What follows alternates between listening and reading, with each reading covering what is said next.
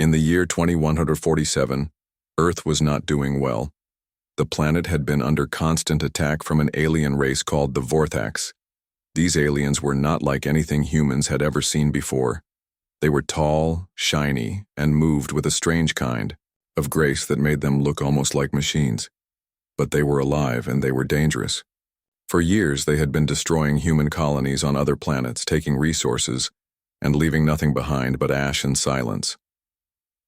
The leaders of Earth knew they had to do something.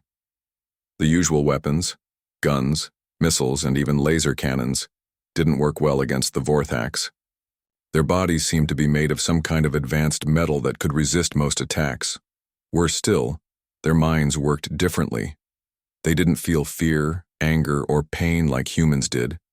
They were cold, logical, and impossible to trick.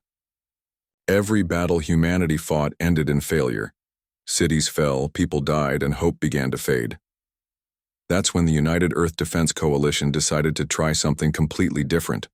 Instead of building bigger guns or faster ships, they turned to a group of scientists who specialized in unusual ideas. These scientists worked in a hidden lab deep in the snowy wilderness of Alaska. It was so remote that most people didn't even know it existed. The team was led by a man named Ryan Carter, a quirky inventor who always had a wild idea bouncing around in his head. His assistant, Claire Bennett, was more practical, but trusted Ryan's creativity. Together, they were tasked with coming up with a weapon that could stop the Vorthax once and for all. Ryan spent weeks pacing back and forth in the lab, muttering to himself and scribbling notes on pieces of paper. Claire watched him, shaking, her head sometimes but never doubting that he would come up with something. Finally, one day, Ryan snapped his fingers and said, "I've got it. We need to confuse them." Claire raised an eyebrow. "Confuse them? What do you mean?" Ryan grinned. "Think about it. These aliens are super smart, right? They're used to dealing with things that make sense. But what if we hit them with something that doesn't make any sense at all? Something so ridiculous that their brains can't handle it?" Claire frowned. "Like what?" Ryan grabbed a marker and started drawing on the whiteboard. "Imagine this, a robot that looks harmless, but is actually a weapon. It'll have bright lights, loud noises, funny movements, and maybe even jokes. It'll be so silly that the Vorthax won't know how to react." Claire stared at the board, then at Ryan. "You want to fight an alien invasion with silliness?" Ryan nodded enthusiastically. "Exactly. Call it psychological warfare. If we can mess with their heads, we might stand a chance." Claire wasn't convinced, but she agreed to help. Over the next few months, the two of them worked tirelessly to build the prototype. They called it the SillyBot 9000. It was a round, shiny ball about the size of a small car. On its surface were hundreds of tiny lights that blinked in random patterns.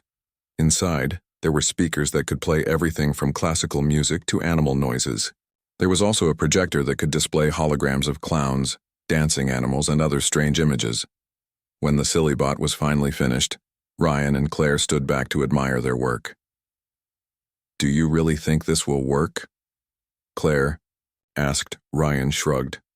"Honestly, I have no idea, but it's worth a shot." The next step was to show the SillyBot to General Paul Simmons, the commander of the United Earth Defense Coalition. When Ryan and Claire arrived at the military base, they could tell the general was skeptical. He was a no-nonsense man who believed in strength and strategy, not silly gadgets. As Ryan explained the concept behind the SillyBot, the general's face grew redder and redder. "You're telling me," the general said slowly, "that you want to fight an alien army with a disco ball?" Ryan laughed nervously. "Well, it's more than just a disco ball. It's designed to overload their senses and confuse them. Trust me, it might sound crazy, but it could actually work." The general sighed. "Fine, I'll give you one chance. But if this fails, don't blame me when the Vorthax turn us into space dust." With the general's reluctant approval, the SillyBot was loaded onto a transport ship and sent to the front lines. Captain Laura Hayes and her squad were chosen to test it in battle. Laura was a tough, no-nonsense soldier who had seen more than her share of battles. She didn't like the idea of using a clown-like robot to fight the Vorthax, but orders were orders. Her second-in-command, Daniel Brooks, felt the same way. As they set up the silly bot near the ruins of New Chicago, he muttered, "This has got to be the dumbest thing we've ever done. We're going to get ourselves killed because someone thought balloons and bad jokes would save the world." Laura ignored him. She knew the stakes were high, and if this ridiculous plan worked, it could change everything. As night fell, the squad took their positions waiting for the Vortex to arrive. The tension in the air was thick and everyone's nerves were on edge. Finally, the moment came. The ground shook as the Vortex appeared on the horizon, their metallic forms glinting in the moonlight. Laura gave the signal, and Ryan activated the silly bot remotely from the lab. At first, nothing happened. Then, with a sudden burst of energy, the silly bot sprang to life. Its lights flashed wildly, its speakers blasted polka music, and its projector displayed holograms of clowns juggling chickens. For a brief moment, the battlefield went silent. The Vortex stopped moving, their heads tilting slightly as if trying to understand what they were seeing. Then, to everyone's surprise, they began to sway. Some of them even stepped backward, as though unsure of what to do next. Laura couldn't believe her eyes. "Is it working?" she whispered. Daniel shook his head. "I don't know whether to laugh or cry." But just as hope began to rise, disaster struck. One of the Vorthak commanders must have figured out what was happening. It raised its weapon and fired a plasma blast straight at the silly bot. The explosion sent debris flying everywhere and the squad scrambled for cover. The silly bot was badly damaged, and the Vorthaks were regrouping. Laura radioed back to the lab. "We need backup. This thing isn't going to hold them off for long." Ryan's voice crackled over the comms. "Give us a minute, we're working on it." As the battle raged on, Laura realized that while the silly bot might not be perfect, it had shown them something important. The Vorthaks weren't invincible. If they could find a way to exploit their confusion, they might still have a chance. And somewhere deep inside, she allowed herself to hope that maybe, just maybe, the dumbest weapon ever deployed by humanity might actually save the day. The battlefield was chaos. After the initial shock of the silly bot's absurd display, the Vorthaks had recovered quickly. Their commander, a towering alien with glowing red eyes, seemed to shake off the confusion and bark orders in a language that sounded like grinding metal. The other Vorthaks snapped back into formation, their sleek bodies moving with mechanical precision as they advanced toward Captain Laura Hayes and her squad. Laura gritted her teeth. She had hoped the silly bot would buy them more time, but now, it lay in pieces on the ground, its lights flickering weakly and its speakers emitting distorted bursts of polka music. Daniel Brooks, her second in command, crouched beside her behind a pile of rubble. "This is a disaster," he muttered, reloading his rifle. "We're sitting ducks out here." Laura didn't respond. Her mind raced, trying to come up with a plan. They couldn't retreat. The Vorthaks were blocking their escape route, and if they stayed where they were, it was only a matter of time before the aliens overwhelmed them. She glanced at the damaged silly bot one last time, wondering if there was anything left in it that could help. Back at the lab in Alaska, Ryan Carter and Claire Bennett were frantically working to regain control of the situation. When the explosion happened, Ryan nearly knocked over his chair in panic. "What just happened?" he exclaimed, staring at the monitor showing the live feed from the battlefield. Claire leaned closer to the screen, her brow furrowed. "They hit it with some kind of plasma weapon. It's down but not completely destroyed. There might still be a chance." Ryan nodded, already typing furiously on his keyboard.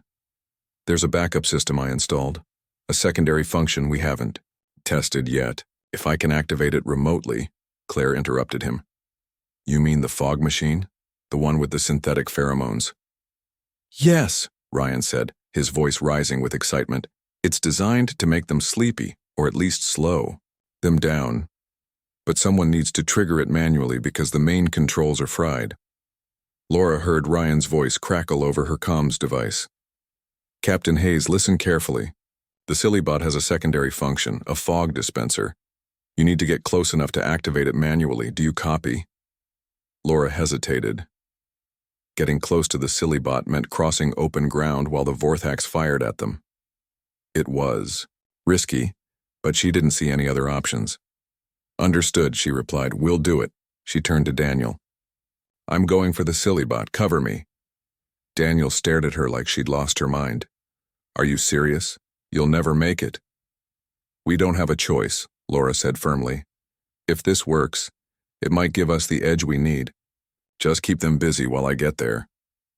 Before Daniel could argue further, Laura took a deep breath and sprinted out from behind the rubble.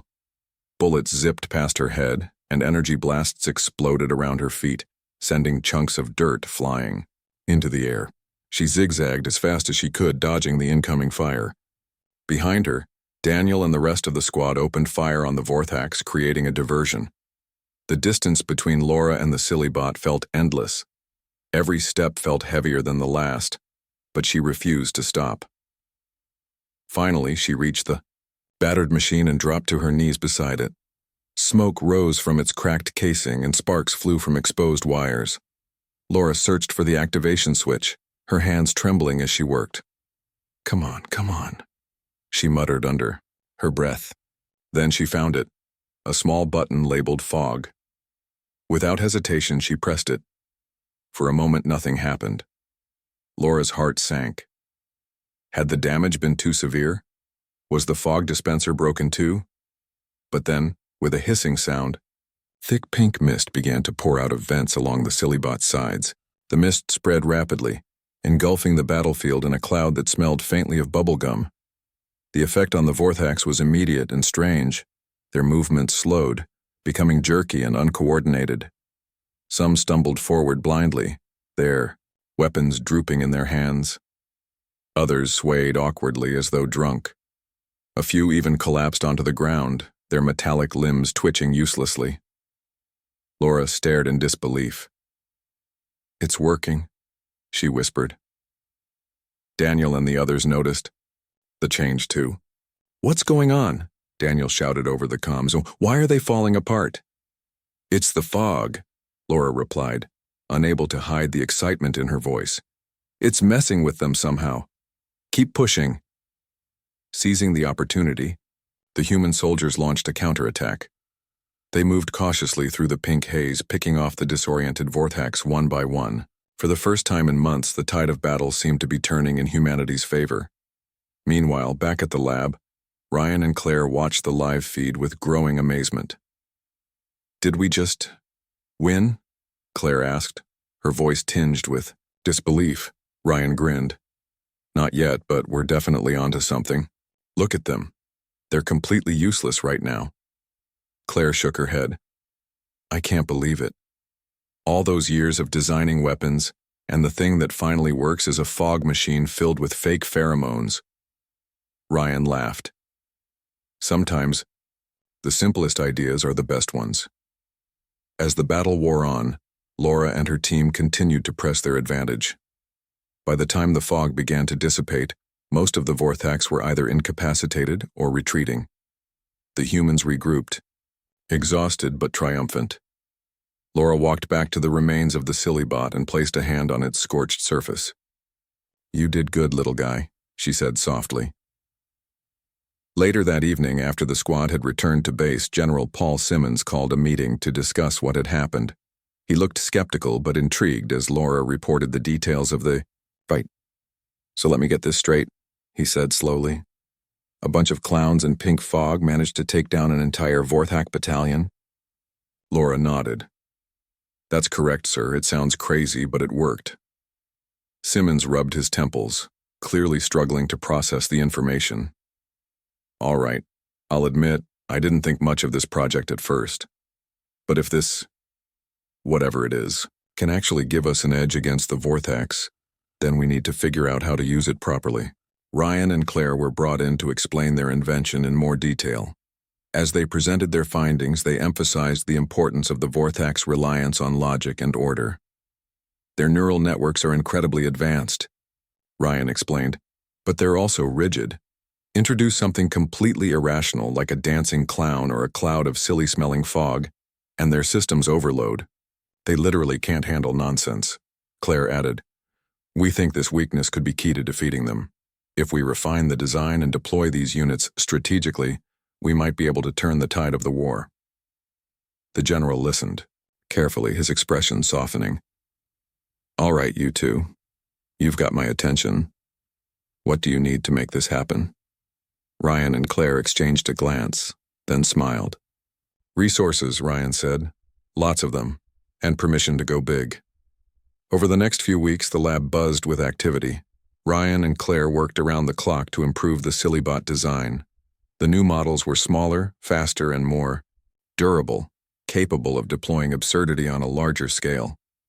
They added features like glitter bombs, holographic distractions, and even tiny drones that buzzed around making obnoxious noises. Each unit was programmed to adapt to different situations, ensuring maximum chaos wherever it went. As production ramped up, word of the bizarre weapon spread among the troops. At first, many were skeptical, even mocking. But as reports came in about its effectiveness, attitudes began to shift. Soldiers started referring to the Silibots affectionately as the disco balls of doom. Morale improved, and for the first time in years, people dared to hope that victory might be possible. Laura and her squad were assigned to test the new Silibots in real combat scenarios. During one mission, they deployed a swarm of the upgraded units near a Vorthax supply depot. Within minutes, the aliens were tripping over themselves, distracted by holograms of tap-dancing penguins and deafened by a chorus of kazoos. The humans moved in swiftly, destroying the depot and retreating before reinforcements could arrive. Afterward, Daniel approached Laura with a grin. "You know, I thought this whole thing was ridiculous at first, but now, I kinda love it." Laura chuckled. "Don't get too attached. We're still fighting a war and we can't rely on jokes alone to win." But deep down, she couldn't deny the truth. Against all odds, humanity had found a way to fight back, not with brute force, but with creativity and ingenuity. In a universe full of darkness and danger, sometimes the brightest light came from the most unexpected places. And as the Silibots rolled out across the galaxy, ready to unleash their unique brand of chaos, one thing became clear. The dumbest weapon ever deployed by humanity might just be the smartest move they'd ever made. The war against the Vorthax had changed. What started as a desperate gamble with the Silibot 9000 had turned into a full-blown strategy. The United Earth Defense Coalition poured resources into producing thousands of upgraded Silibots, each one smaller, faster, and smarter than the prototype. These new versions were nicknamed Chaos Units by the soldiers who used them. They weren't just machines, they were weapons of absurdity, designed to confuse, distract, and overwhelm the alien invaders. Ryan Carter and Claire Bennett worked tirelessly in their Alaskan lab, refining the design and testing new features. They added capabilities like self-repair systems, adaptive programming, and even the ability to communicate with each other in real time. Each Chaos unit could now work as part of a network, coordinating attacks that left the Vorthax completely baffled. Ryan called it organized chaos, though Claire often joked that it was more like messy brilliance. As the Chaos units rolled out across the galaxy, humanity's confidence began to grow. Soldiers no longer feared the Vorthax as much as they once did. Instead, they approached battles with a mix of determination and dark humor. The aliens might have been stronger and smarter, but humans had something the Vorthax didn't: creativity. And creativity, as it turned out, was a powerful weapon. Captain Laura Hayes and her squad were among the first to use the new Chaos units in large-scale battles. Their mission was to defend Europa Station, a critical supply hub orbiting Jupiter. Intelligence reports suggested that the Vorthax were planning a massive assault on the station, intending to cut off Earth's access to vital resources. If they succeeded, humanity would be pushed even closer to extinction. Laura's team arrived at the station days before the expected attack. The place was a sprawling complex of metal corridors, storage bays, and observation decks, all floating silently in the blackness of space. It wasn't glamorous, but it was essential. Without Europa Station, Earth's armies would starve for supplies. Laura knew the stakes were high, and she felt the weight of responsibility pressing down on her shoulders. Daniel Brooks, ever the skeptic, voiced his concerns during a briefing. "I get that these Chaos units are working, but we're still outnumbered. What happens if they send more troops than we can handle? All the glitter bombs in the galaxy won't save us then." Laura nodded. "You're right. That's why we need to be smart about this.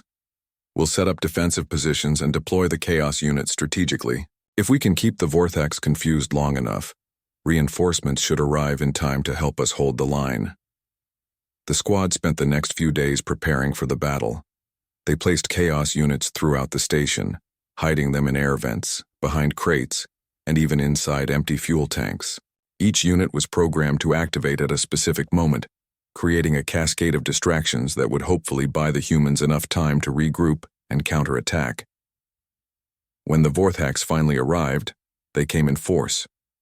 Hundreds of ships descended on Europa Station, their sleek forms glinting in the sunlight reflected off Jupiter's massive surface. Laura watched from the command center as the aliens disembarked, their movements precise and calculated. She took a deep breath and gave the order, "Activate Phase 1. The first wave of Chaos units sprang to life, releasing clouds of multicolored smoke that filled the station's corridors. Holograms of dancing animals appeared, prancing around the Vortex and making strange noises. Some of the aliens froze in confusion, while others tried to swat at the projections as if they were real. The humans seized the opportunity to launch ambushes, picking off isolated groups of Vortex with ease. But the aliens adapted quickly. Realizing the holograms weren't a direct threat, they began ignoring them and focusing on finding the source of the interference. This was when Phase 2 kicked in. Tiny drones buzzed out of hidden compartments, emitting ear-splitting screeches and flashing strobe lights. The combination of sound and light proved too much for some of the Vortex, who staggered backward, clutching their heads as if trying to block out the sensory overload. Despite the initial success, Laura knew they couldn't rely on the Chaos units alone. The Vortex were relentless and their numbers seemed endless. As the battle dragged on, the humans found themselves pushed back further and further into the station. Supplies were running low and fatigue was setting in. Laura gathered her team for a quick meeting. "We're holding our own for now," she said, "but we can't keep this up forever. Reinforcements are still hours away. We need to find a way to slow them down even more." Daniel frowned. "What do you suggest?" "We've already thrown everything we've got at them." Laura thought for a moment, then smiled grimly. "We go big. We hit them with everything the Chaos units can do all at once. It's risky, but if we time it right, we might be able to break their momentum." The squad agreed, and Laura relayed the plan to Ryan and Claire back at the lab. "We need maximum chaos," she told them over the comms. "Can you override the safety protocols and push the units to their limits?" Ryan hesitated. "I can try, but there's no guarantee they'll survive. Overloading the systems might fry them." "Do it anyway," Laura said firmly. "We don't have a choice." Back in the lab, Ryan and Claire worked frantically to reprogram the Chaos units. They disabled the safety protocols and boosted the power output, knowing it could cause permanent damage, or worse. But they also knew that failure wasn't an option. When the updates were complete, Ryan sent the signal to activate the final phase. On Europa Station, the Chaos units erupted into action with a fury that surprised even Laura. Glitter bombs exploded everywhere, coating the walls and floors. In shimmering sparkles, loudspeakers blared random sounds, laughter, animal noises, and snippets of old Earth music. Holograms of clowns, dinosaurs, and cartoon characters danced wildly, filling every available space with absurdity. The entire station became a kaleidoscope of color, noise, and motion. The effect on the Vortex was devastating. Unable to process the overwhelming stimuli, many of them collapsed, their systems overloaded. Others wandered aimlessly, bumping into walls or tripping over their own feet. A few managed to fight back, but their efforts were disorganized and ineffective. For the first time in the war, the Vortex looked less like an unstoppable force and more like confused children. Laura and her team took full advantage of the chaos. They launched coordinated assaults, targeting key areas and cutting off the Vortex escape routes. By the time reinforcements arrived, a fleet of Earth's best warships, the tide of the battle had shifted decisively in humanity's favor. The remaining Vortex retreated, abandoning their ships and leaving behind piles of glitter-covered wreckage. As the dust settled, Laura stood on the observation deck of Europa Station, looking out at the stars. Her uniform was torn, her face streaked with dirt and sweat, but she felt a sense of pride she hadn't experienced in years. Against all odds, they had won. Not through brute strength or superior technology, but through sheer ingenuity and determination. Daniel joined her, holding a cup of coffee. "So," he said with a grin, "what do you think? Are we officially the galaxy's biggest pranksters now?" Laura chuckled. "Maybe. But if being ridiculous is what keeps us alive, I'm okay with that." Back at the lab, Ryan and Claire celebrated their victory in their own quiet way. They sat in front of their monitors watching footage of the battle play out. The Chaos units had performed beyond their wildest expectations, proving that sometimes the simplest ideas were the most effective. Ryan leaned back in his chair, exhausted but satisfied. "You know," he said, "I never thought I'd say this, but maybe the key to saving humanity was always laughter."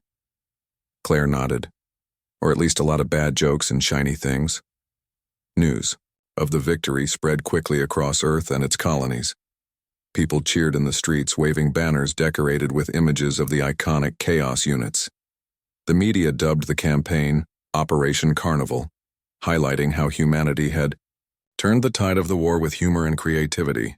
Even General Paul Simmons, who had once dismissed the project as nonsense, admitted that the silly bots had saved countless lives.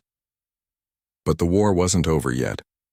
While the Vorthax had been dealt a significant blow, they were far from defeated. Reports indicated that they were regrouping, analyzing their failures and developing countermeasures. Humanity couldn't afford to rest on its laurels, not when the enemy was still out there plotting their next move. Ryan and Claire knew they had to stay ahead of the curve. They began brainstorming new ideas, pushing the boundaries of what the Chaos units could do. Meanwhile, Laura and her squad prepared for their next mission, knowing that the fight was far from finished.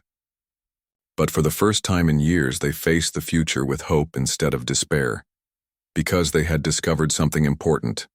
In a universe full of darkness and danger, sometimes the brightest light came from the most unexpected places. And as long as humanity kept laughing, even in the face of annihilation, it would never truly lose.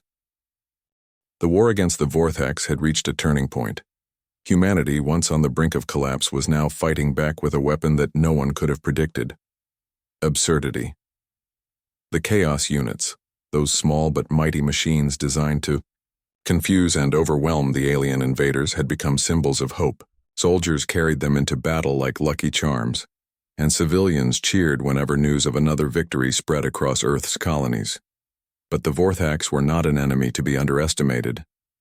After suffering humiliating defeats at the hands of the Chaos units, they began adapting. Their leaders studied footage of the battles, analyzing every move the humans made. They learned how to resist the sensory overload caused by glitter bombs and holograms. They developed shielding technology to block the strobe lights and ear-splitting noises. Slowly but surely, the Chaos units became less effective. Ryan Carter and Claire Bennett watched this development with growing concern. Back in their lab, in Alaska, they worked tirelessly to stay one step ahead of the aliens. "We need something new," Ryan said as he paced the room. "Something they won't expect." Claire nodded, her brow furrowed in thought. "They're learning how to deal with chaos. Maybe it's time we give them order." "Order?" Ryan stopped pacing and stared at her. "You mean instead of being random, we make the Chaos units predictable?" "Not just predictable," Claire replied. "We use patterns, mathematical sequences, rhythms, anything that seems logical to them. Then, when they think they've figured it out, we flip the script." Ryan grinned. "I like it. It's like setting up a trap. We lure them in with something they understand, then hit them with pure nonsense." Together, they began redesigning the Chaos units.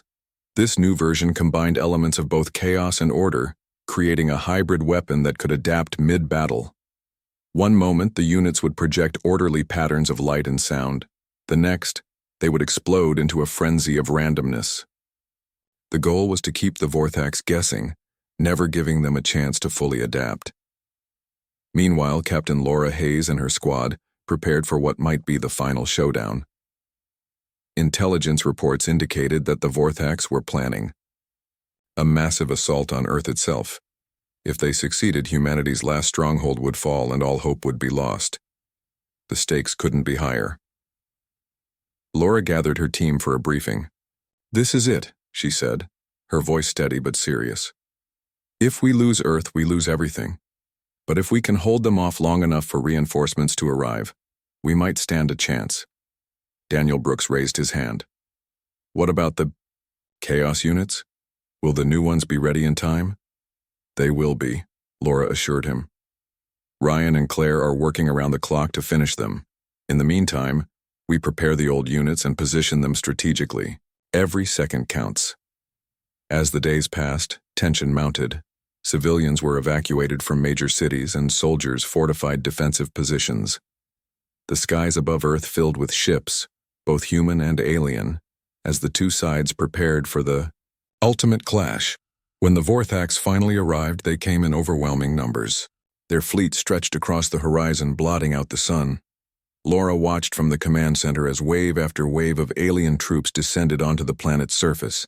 She took a deep breath and gave the order. "Activate the Chaos units." The first wave of units sprang to life, projecting intricate geometric patterns of light and sound. The Vorthax paused, confused by the sudden shift in tactics. For months they had been trained to expect chaos, but this was different. This was order, something their rigid minds could process. Some of the aliens even seemed to relax slightly, as if reassured by the predictability. Then, without warning, the Chaos units switched modes. The patterns dissolved into swirling colors and the rhythmic sounds turned into discordant noise. Holograms of clowns and cartoon animals burst onto the scene, dancing wildly and making bizarre gestures. The Vorthax froze, their systems struggling to cope with the abrupt change. Laura seized the opportunity. "Now!" she shouted, leading her squad in a coordinated attack. The humans moved swiftly, targeting the disoriented aliens with precision strikes. Explosions lit up the battlefield as Chaos units detonated glitter bombs and released clouds of synthetic pheromones. The air was thick with smoke, sparkles, and the sound of laughter. For a while, it seemed like the humans might actually win. But the Vorthax were resilient. Slowly, they began regrouping, using their advanced technology to counteract the effects of the Chaos units. Shields blocked the strobe lights, and filters neutralized the pheromones. The tide of the battle started to shift. Laura realized they needed to act fast. She radioed Ryan and Claire. "The new units, are they ready?" "Almost," Ryan replied. "Give us 5 more minutes." "We don't have 5 minutes." Laura snapped. "Send them now, whatever state they're in." "Understood," Ryan said grimly. He and Claire initiated the deployment sequence, sending the upgraded Chaos units into the fray. These new units were smaller and faster than the previous models, capable of weaving through the battlefield like insects. They emitted pulses of energy that disrupted the Vorthax neural networks, causing temporary shutdowns in their systems. The effect was immediate. Entire groups of Vorthax collapsed, their bodies twitching uncontrollably as their internal processors overloaded. The humans pressed their advantage, launching fierce counterattacks that pushed the aliens back. But the Vorthax weren't done yet. Their commanders rallied their forces, focusing their efforts on destroying the Chaos units. One by one, the units fell, their mechanisms fried by concentrated plasma fire. Laura watched helplessly as the last few units exploded in bursts of light and color. "That's it," Daniel said bitterly. "We're out of tricks." "No," Laura said firmly. "We still have ourselves." She rallied her team, urging them to fight with everything they had left. The humans formed tight-knit squads, using teamwork and strategy to take down the remaining Vorthax. Bullets flew, energy blasts erupted, and the ground shook with the force of explosions. It was brutal, chaotic, and exhausting. But slowly, the humans gained ground. Finally, the Vorthax commander, a towering figure clad in shimmering armor, stepped forward. Its glowing red eyes scanned the battlefield, assessing the situation. With a mechanical roar, it raised its weapon and fired a massive blast of energy toward the humans. Laura dove for cover just in time, feeling the heat singe her skin. Before the commander could fire again, something unexpected happened. A single surviving Chaos unit emerged from the wreckage, its casing cracked and sparking. It wobbled unsteadily, emitting a high-pitched whine as it approached the alien leader. Then, with a final burst of energy, it self-destructed, releasing a blinding flash of light and a deafening boom. The Vorthak commander staggered backward, its systems overwhelmed by the sudden surge of stimuli. For a brief moment it stood frozen, its body trembling as if caught between logic and confusion. Then, with a loud crash, it collapsed to the ground, motionless. The other Vorthaks hesitated, unsure of what to do without their leader. Laura seized the opportunity. "Charge!" she yelled, leading her team in a final, decisive assault. The humans swarmed the remaining aliens, driving them back until they retreated entirely, fleeing into their ships and disappearing into space. When the dust settled, Earth was safe for now. Laura stood amidst the ruins, exhausted but triumphant. Her team gathered around her, cheering and hugging each other. Despite the devastation, there was a sense of pride in what they had accomplished. Against all odds, humanity had survived. Back in the lab, Ryan and Claire watched the aftermath of the battle on their monitors. Tears streamed down Claire's face as she whispered, "We did it." Ryan nodded, his voice choked with emotion. "Yeah, we really did." News of the victory spread quickly, bringing joy and relief to billions of people. The Chaos units, once dismissed as ridiculous, were hailed as heroes. Statues were erected in their honor, and songs were written celebrating their role in saving humanity. But Laura knew the war wasn't truly over. The Vorthaks would return someday, stronger and more determined than ever. Until then, humanity had to remain vigilant, always ready to adapt and innovate. Because in a universe full of threats, survival depended not on strength or technology alone, but on creativity, courage, and the ability to find light in the darkest moments. As she looked up at the stars, Laura allowed herself a small smile. Humanity might have been flawed, messy, and unpredictable, but maybe that was exactly why they had prevailed. After all, sometimes the dumbest ideas were the smartest ones. The victory on Earth was a moment of celebration, but it didn't last long. The Vorthaks had retreated, but everyone knew they would return. Humanity had bought itself some time, but the war was far from over. Soldiers patched up their wounds, engineers rebuilt damaged equipment, and leaders planned for the next battle. People across the planet tried to return to their normal lives, but the shadow of the alien threat loomed large. Laura Hayes and her squad were stationed at a military base near what used to be New Chicago. The city had been devastated during one of the early Vorthak attacks, and its ruins served as a grim reminder of how close humanity had come to extinction. Laura walked through the streets, now quiet except for the hum of repair drones and the occasional shout of workers clearing debris. She couldn't help but feel uneasy. The Chaos units had saved them before, but she wasn't sure they could do it again. Back in Alaska, Ryan Carter and Claire Bennett were already working on new ideas. They knew the Vorthaks were smart, too smart to fall for the same tricks twice.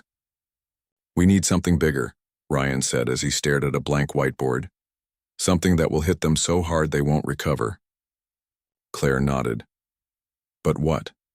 We've already pushed the Chaos units to their limits. What's left?" Ryan tapped his pen against the board. "What if we don't just confuse them? What if we make them doubt themselves? What if we mess with their minds, not just their senses?" Claire raised an eyebrow. "You mean psychological warfare?" "Exactly," Ryan replied. "Instead of overwhelming them with noise and lights, we plant seeds of doubt. Make them question their own logic, their leaders, even their purpose here." Claire thought about it for a moment. "That's risky. If we try to manipulate their psychology and fail, we might make them stronger instead of weaker." "I know," Ryan admitted. "But we don't have much choice. We've got to stay ahead of them." Together they began designing a new type of weapon.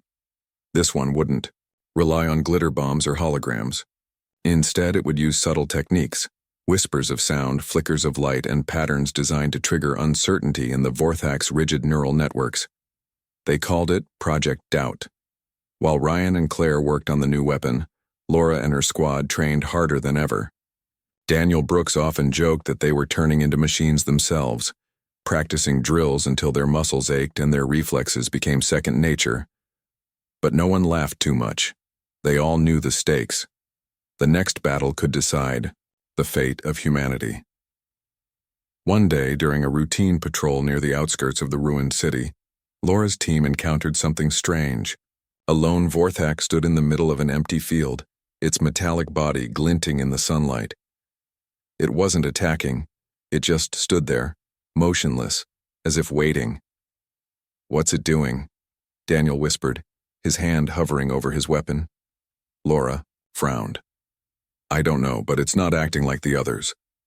They approached cautiously, weapons ready. As they got closer, the Vorthak tilted its head, almost like it was studying them. Then, without warning, it spoke. Its voice was low and mechanical, but the words were clear. "Why do you resist?" Laura froze. She glanced at Daniel, who looked just as stunned. "Did it just talk?" The Vorthak repeated the question. "Why do you resist? Your species is weak. Your technology is primitive. You cannot win." Laura tightened her grip on her rifle. "We resist because we're alive, and as long as we're alive, we'll fight." The Vorthak paused as if processing her response, then it said, "Your methods are illogical. Your weapons are inefficient. Yet you persist. Why?" Before Laura could answer, Daniel stepped forward. "Because we're human. That's what we do." The Vorthak seemed to consider this for a moment. Then without another word, it turned and walked away, disappearing into the distance. Laura watched it go, her mind racing. What was that about? Daniel shrugged. Maybe they're trying to figure us out, or maybe it was a trick. Either way, Laura knew they couldn't let their guard down. She reported the encounter to command, and soon after, Ryan and Claire were brought in to analyze the situation. "This changes things," Ryan said after hearing Laura's report. "If the Vorthaks are starting to ask questions, it means they're vulnerable. Maybe we can exploit that." "How?" Claire asked. Ryan grinned. "By giving them answers they don't expect." He explained his plan. Instead of attacking the Vorthaks directly, they would broadcast messages designed to confuse and unsettle them. These messages would mix logic with absurdity, presenting scenarios that contradicted everything the aliens believed about humans. For example, they might claim that humanity's greatest strength was its ability to laugh in the face of danger, or that Earth's real power came from its capacity to dream. Claire nodded slowly. "It's worth a shot. Let's do it." Over. The next few weeks, Ryan and Claire developed a series of broadcasts, each one carefully crafted to plant seeds of doubt in the Vorthak's minds. Meanwhile, Laura and her squad prepared for the inevitable counterattack. They knew the aliens wouldn't stay quiet for long. When the Vorthaks finally returned, they came with renewed determination. Their fleet descended upon Earth once more, deploying troops in massive numbers. But this time, something was different. Before the first shot was fired, the humans activated the broadcasts. Speakers hidden throughout the battlefield emitted soft, melodic tones interspersed with snippets of recorded voices. "Logic is your strength," one voice said, "but imagination is ours." Another added, "You see weakness where we see hope." Holographic displays projected images of smiling faces, dancing figures, and scenes of everyday life on Earth. The Vorthaks hesitated, their movements slower and less coordinated than before. Some of them stopped entirely, tilting their heads as if trying to understand what they were seeing and hearing. Others shook violently, their systems struggling to process the conflicting information. Laura seized the opportunity. "Now!" she shouted, leading her team in a fierce charge. The humans struck quickly and decisively, taking advantage of the aliens' confusion. The Chaos units joined the fight, adding bursts of color and noise to the mix. For hours, the battle raged on. The Vorthaks fought back fiercely, but their usual precision was gone. They made mistakes, missed opportunities, and eventually began retreating. One by one, Their ships lifted off, fleeing into space. When the dust settled, Laura stood amidst the wreckage, breathing heavily. Her team gathered around her, cheering and hugging each other. Against all odds, they had won again. Back at the lab, Ryan and Claire watched the aftermath unfold on their monitors. Tears filled Claire's eyes as she whispered, "It worked." Ryan smiled, though his expression was tinged with sadness. "Yeah, but this isn't the end. They'll be back." Laura knew he was right. The war wasn't over, and the Vorthax would keep coming. But for now, humanity had survived and thrived, thanks to creativity, courage, and a little bit of chaos. As she looked up at the stars, Laura allowed herself a small smile. Humans might not have been the strongest or the smartest species in the galaxy, but they were resilient, and sometimes resilience was enough to tip the scales in their favor.